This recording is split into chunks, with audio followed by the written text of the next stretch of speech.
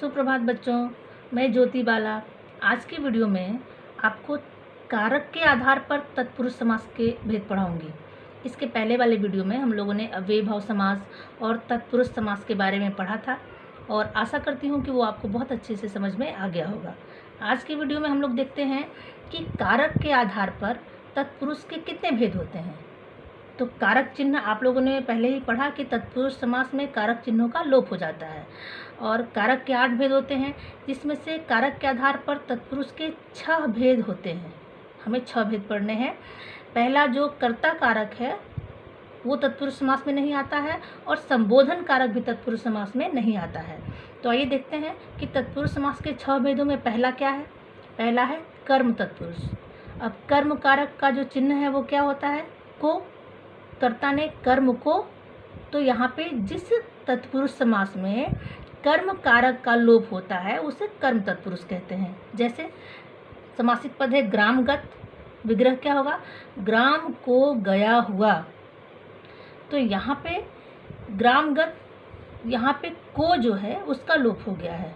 कौन सा समास आया, कौन सा कारक चिन्ह आया है, को, यानी कि यहाँ कर्म तत्पुरुष होगा। गृहागत, गृह को आया हुआ, यहाँ भी को आया, तो ये कौन सा तत्पुरुष समास है, कर्म तत्पुरुष है। तो जहाँ पे को कारक चिन्ह का लोप होगा या को कारक चिन्ह आएगा वहाँ पे कर्म तत्पुरुष होगा। अगला है करण तत्पुरुष। करण कारक का चिन्ह क्या है, से। तो जिस तत्पुरुष समास में से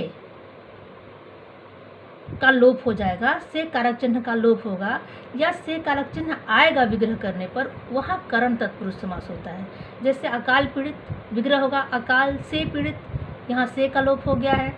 रेखांकित, विग्रह होगा रेखा से अंकित, यहाँ से का लोप हो गया है।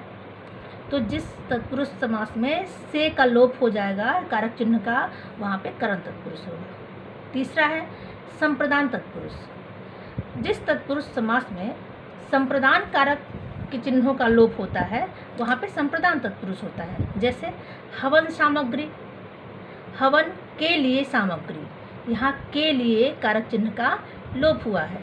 संप्रदान तत्पुरुष के कारक चिन्ह कौन कौन से हैं, को और के लिए का लोप हो गया है, इसीलिए यहाँ पे संप्रदान तत्पुरुष है। अगला उदाहरण देखिए, गुरु दक्षिणा, गुरु के लिए दक्षिणा, इसका विग्रह हो जाएगा। यहाँ पे के लिए जो कारक चिन्ह है उसका लोप हुआ है, अतः यहाँ पे संप्रदान तत्पुरुष है। अगला चौथा नंबर देखते हैं, अपादान तत्पुरुष।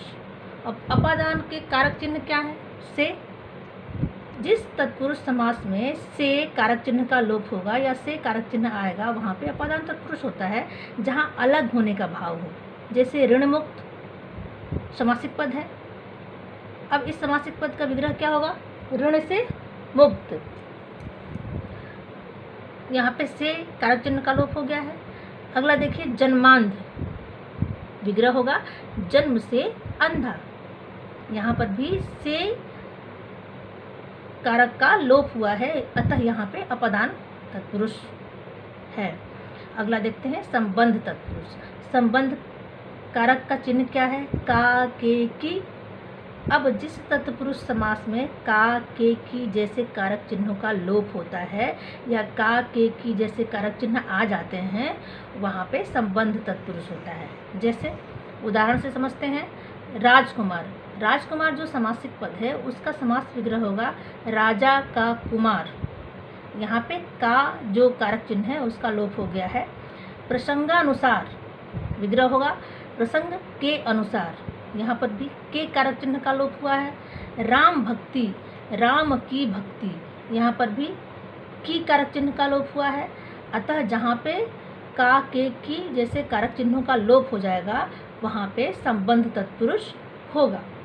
अगला देखते हैं छठा नंबर, अधिकरण तत्पुरुष। अधिकरण कारक का चिन्ह क्या है, में और पर।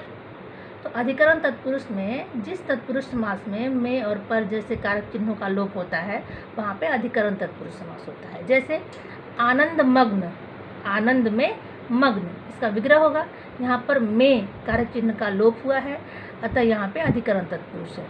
कला निपुण, कला में निपुण, में कारक चिन्ह का लोप हुआ है। आप बीती, इसका विग्रह क्या होगा? आप पर बीती। तो यहाँ पे पर जो है कारक चिन्ह उसका लोप हो गया है, अतः यहाँ पे अधिकरण तत्पुरुष होगा। जग बीती, जग पर बीती, यहाँ पर जो कारक चिन्ह है उसका लोप हुआ है, अतः यहाँ पर भी अधिकरण तत्पुरुष है। बच्चों, तत्पुरुष समास के अंतर्गत एक और समास आता है।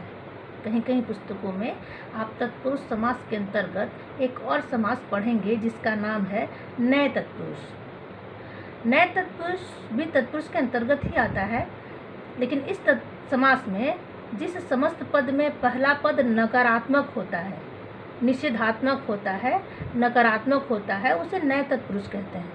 आप ध्यान देंगे कि जिसमें पहला पद, दो पद है, जिसमें पहला पद निगेटिव हो, नकारात्मक हो, वहाँ पे नए तत्पुरुष होगा। जैसे उदाहरण से समझते हैं, जैसे समासिक पद है अजर, तो अजर का अगर हम लोग समास विग्रह करेंगे तो क्या होगा?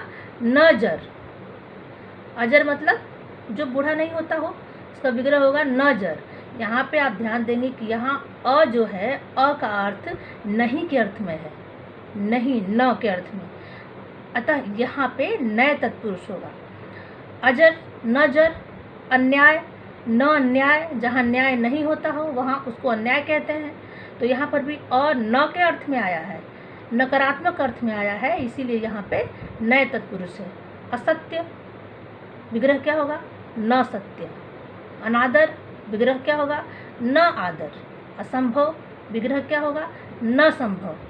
आप लोगों ने देखा कि यहाँ जो अ है वो नकारात्मक अर्थ में आया है, न के अर्थ में आया है, अतः यहाँ पर ये सारे उदाहरण नए तत्पुरुष के हैं। बच्चों, मैं आशा करती हूँ कि आपको तत्पुरुष समास बहुत अच्छे से स्पष्ट तौर पे समझ में आ गया होगा, कोई परेशानी आपको अब समझने में नहीं होगी। तो चलिए आप समास का थोड़ा सा अभ्यास करेंगे ताकि आपका जो कन्फ्यूजन है या जो भी आपके मन में संदेह हो वो क्लियर हो जाए। और अगले वीडियो में हम लोग और तत्पुरुष समास के और भेदों के बारे में पढ़ेंगे। तब तक के लिए आज की वीडियो में इतना ही। तब तक के लिए धन्यवाद।